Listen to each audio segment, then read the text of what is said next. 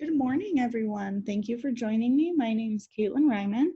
I am a recent graduate from the Fresno State Dietetics program, and I'm excited to be sharing this lesson with you today. So today we're going to be discussing why making educated choices regarding drinks is so important and how to do so through this Rethink Your Drink lesson. So to begin, we want to start with a guided meditation in order to help you let go of your stress and feel more relaxed. That way this lesson can be more impactful. Hi, and welcome to Headspace. So no matter what's going on in your life right now, no matter how many thoughts are racing around your mind, no matter how the body's feeling, just take a moment to sit down and take a big, deep breath, breathing in through the nose and out through the mouth. As you breathe in, a sense of taking in fresh air, the lungs expanding. As you breathe out, a sense of letting go of any stress in the body, in the mind, just feeling the muscles soften and relax. And close your eyes if you'd like to. One more. Breathing deeply in through the nose and out through the mouth. And just take a moment to pause. Allow the thoughts to come and go. And then just gently opening the eyes again. Great, thank you all for participating in that. Next, we're going to be going over how to measure waist circumference from home. So I know right now it's a little bit tricky. If anyone had been previously participating in Winning with a Healthy Lifestyle, we weren't able to continue with getting those weekly measurements in order to track your progress, I'm so sorry, and your process. However, you are able to do some of these measurements at home if you do have the tools. So all you need would be a measuring tape, and you're able to measure your waist circumference from home. So this video that I'm going to share with you, it does have someone else measuring the waist circumference of a patient. However, if you follow along with what they're saying and the processes to find, you will be able to do so on yourself using your own measuring tape and a mirror. So if you want to follow along, and again, if anyone does have a measuring tape at home, please feel free to measure yourself. Continue measuring yourself as you go along through this journey and track any progress that you make. So it's a really good tool to be able to measure the abdominal fat that you have, which doesn't sound too exciting, but that's a really good indicator of an increase in health status if you do begin losing that abdominal fat. So let's begin this video.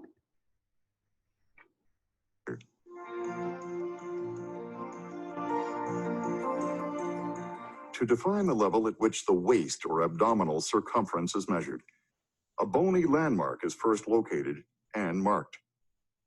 The subject stands, and the technician, positioned to the right of the subject, palpates the upper hip bone to locate the right ilium.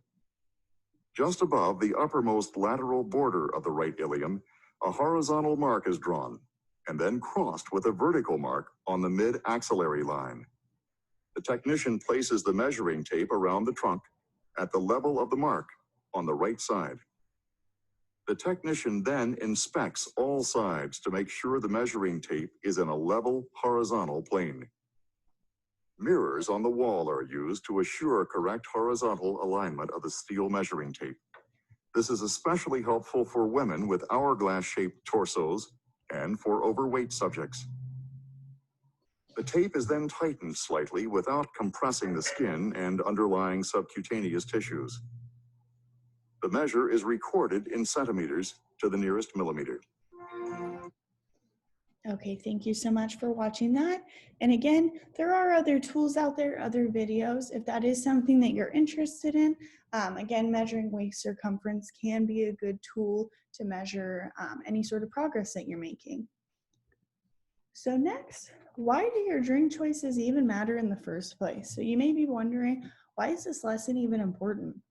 Well, if you read that image there, you wouldn't eat 22 packs of sugar, so why are you drinking them? And that's only sugar in a 20-ounce soda.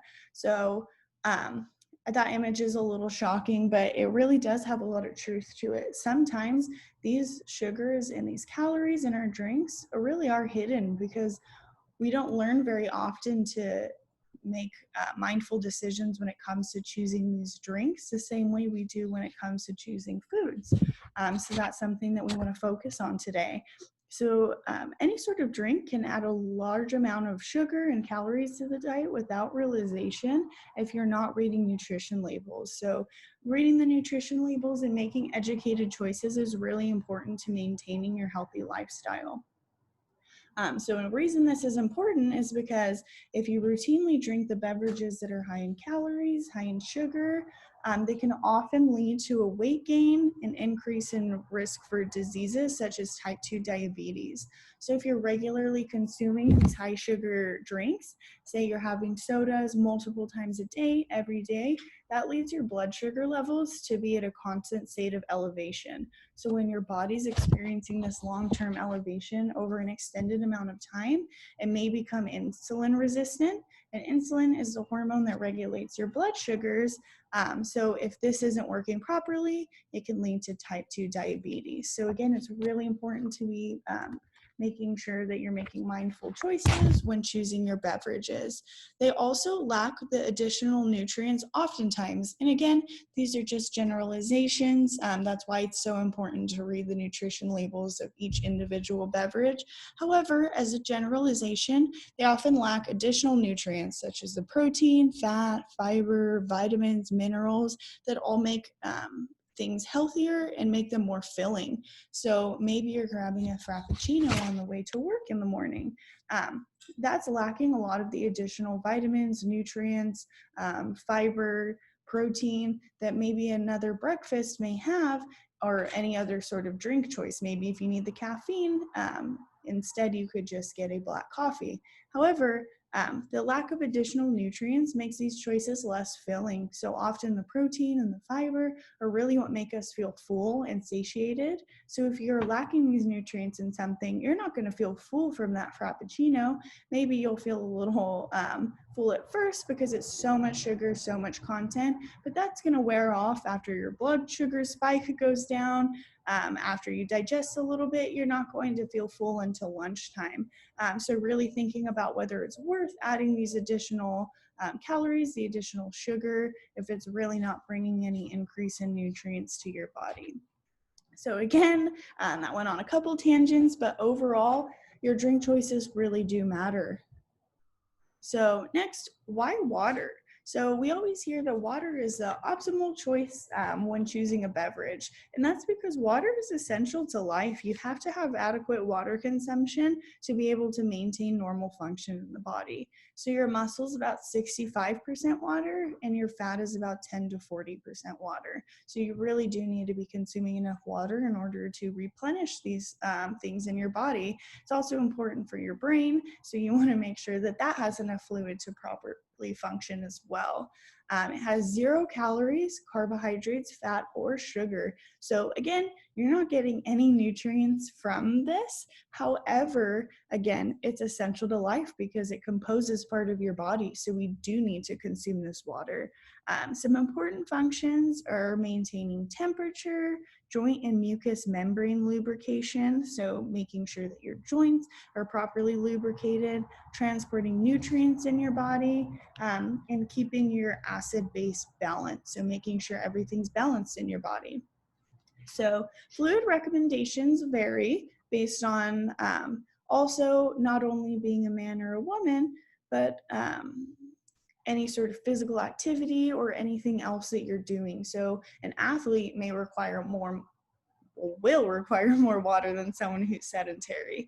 So the fluid needs are about 9 cups for women and about 12 and a half cups for men. So about 20% of daily fluid intake or water intake comes from food, and normally the additional 80% comes from water and other beverage choices. So for example, tea does have some water content to it. It's not 100% water, but if you drink a glass of tea, you'll still be getting water and adding to your fluid needs daily.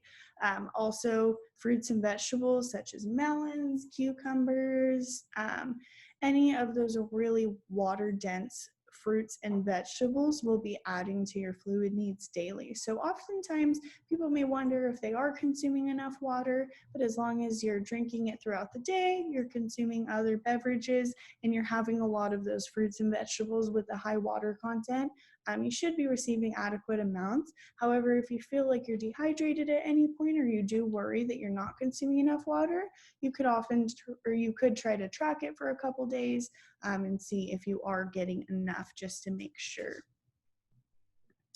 So next, what are added sugars? So I've been talking about sugar a lot, but just to take a step back, added sugars are often what we worry about in these beverages. So added sugars are sugars that are added during processing or preparation of the foods. So if you make a coffee, but you add a tablespoon of sugar when you're done, that would be an added sugar to your coffee because you added it while you're preparing it. So that's just one example of added sugars. So the Dietary Guidelines for Americans 2015 to 2020 the Dietary Guidelines for Americans in general just create the standards for what they recommend that we're going to need for different nutrients, what they recommend for things such as even added sugars. And so they recommend no more than 10% of calories per day be from added sugars.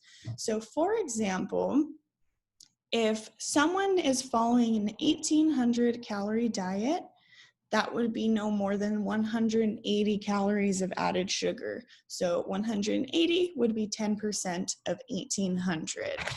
However, this is just 180 calories. This isn't grams, and grams are what we find on the packaging labels. So there are 4 calories per gram, and so you would do some math. So let me see if I can figure out how to do this. Yes. So our example is someone with 1800 calories that they need in their daily diet. And so 10% of this would be 180 calories. However, like I said, this isn't grams. You would have to divide that by 4 to get grams. So there are 4 calories per gram of sugar. So 180 divided by 4 would equal 45 grams of sugar. So daily, based on 180 or 1800, oh my goodness, 1800 calorie recommendation, you would recommend no more than 45 grams of added sugar. So again, that would be how you do the calculation. You take your daily amount of calories, you take 10% of that, and then divide it by 4 to find the amount of sugar. Again, this is what they recommend no more than. So if you're able to consume less than that, even better. And so you can also see strong evidence shows that diets with lower intake of added sugars are associated with lower risk of cardiovascular disease. So that means that they have found that eating less added sugar, or not just eating and drinking less added sugar, is associated with less heart disease or cardiovascular disease risk. Also, there's moderate evidence, so not as strong of evidence. However, lower intake of added sugars is lower risk of obesity, type 2 diabetes, and some cancers. So overall, the evidence is showing that you have a lower risk of most of these diseases if you're consuming less added sugar. Okay, so next we'll be talking about the nutrients in your drink and actually reading a nutrition label. So first is the serving size. So this hypothetical nutrition facts label, this actually came from the USDA website. Let's say, for example, that this nutrition label is based on apple juice. So hypothetically, our serving size is 2/3 cup of apple juice, meaning you would need to measure out 2/3 cup to be 1 serving to get 1 amount of all of these different nutrients on this label. However, there are 8 servings in this container. So you bring home the container and there are 8 servings of this 2/3 cup. This is important to keep in mind because the serving size is often not what we think a portion is. Just because the serving size is 2/3 cup doesn't mean that's what you're going to drink. So maybe if you drink 2 servings That may help you feel more satiated. However, you do need to double all of the nutrients below. So if you have 2 servings, your calories instead would be 460. So that's something to think about. Next, the amount of calories. The biggest and easiest thing to find usually. So again, that's how many calories are coming from the 1 serving. Again, if you have more or less, you'll need to be able to account for that. And so next, looking at the nutrients. So these are all the standard nutrients that are going to need to be listed on your nutrition label. For the sake of today's presentation, we're really focusing on where that arrow is and below. So under total carbohydrates, you see there's the dietary fiber, total sugars, and underneath added sugars. So as we've been discussing, this hypothetical apple juice has 12 grams of total sugars. So the entire 2/3 cup has 12 grams of sugar. Of this 12 grams, 10 of them are added sugars. So sugars that were added in the processing or preparation of this drink. So thinking about our example before, if you're only allotted 45 grams of added sugar a day based on our hypothetical 1,800 calories, you'll already be at a good chunk of that for the day just from your 2/3 cup of apple juice. So that's something to think about. That's how you'll calculate how much you're getting based on these labels. So if you had 2 servings, that would be 20 out of 45 grams of added sugars already. So this is why it's so important to look at these labels, because a lot of foods nowadays are having so many sugars added to them during the processing and preparation. So you want to be able to make these choices in order to ensure that you're staying within your amount of added sugars, because again, it does decrease your risk of many of these diseases. So we want to make sure that we're living as healthy of a lifestyle as possible. Just to follow through with everything else that's on this example, you're able to see on the right side the percent daily value. And lastly, it'll tell you what it is based off of. So this daily value is based off of a 2,000 calorie diet. So again, this 10 grams of added sugar would be 20% of the calories allotted for a 2,000 calorie diet. So something else to think about is alcoholic beverages when thinking about drink choices. So the dietary guidelines for Americans recommend no more than 1 alcoholic beverage for women and no more than 2 alcoholic beverages for men daily. So it's also important to think about what is a serving size, what is an alcoholic beverage, really thinking about this. So an alcoholic beverage is 12 fluid ounces of beer, 5 fluid ounces of wine, and 1.5 fluid ounces of hard liquor. So thinking about this, if you poured 10 fluid ounces of wine for yourself and you're a woman, you're already at 2 alcoholic beverages a day, which is above what the dietary guidelines for Americans is. This isn't saying you can't enjoy yourself and have a good time every once in a while. It's just important to think about drinking in moderation, and also how many calories are coming from your drinks, because depending on the preparation and the size, a pina colada can contain up to 650 calories. So if you're trying to watch what you're consuming, really trying to crack down and lose some weight, if you're not tracking these calories from your drinks, you could be leading to a significant weight gain without even understanding it. So again, just make sure that you're consuming what the dietary guidelines for Americans recommend if possible, keeping track of the serving sizes, and then also for alcoholic beverages, just making sure you're trying to keep an eye on the added sugars and the added calories into your diet from these choices. And again, make sure you're doing so safely if you do choose to partake in drinking alcohol. And so next, we have some ideas to spruce up your water. So in order to make water more fun and exciting and maybe just switch it up a little bit, there are different ways you can add different fruits and different herbs in order to make them more fun, add some variation. So listed are a few examples. So there's blackberry mint, strawberry cucumber, blueberry orange, and lemon lime.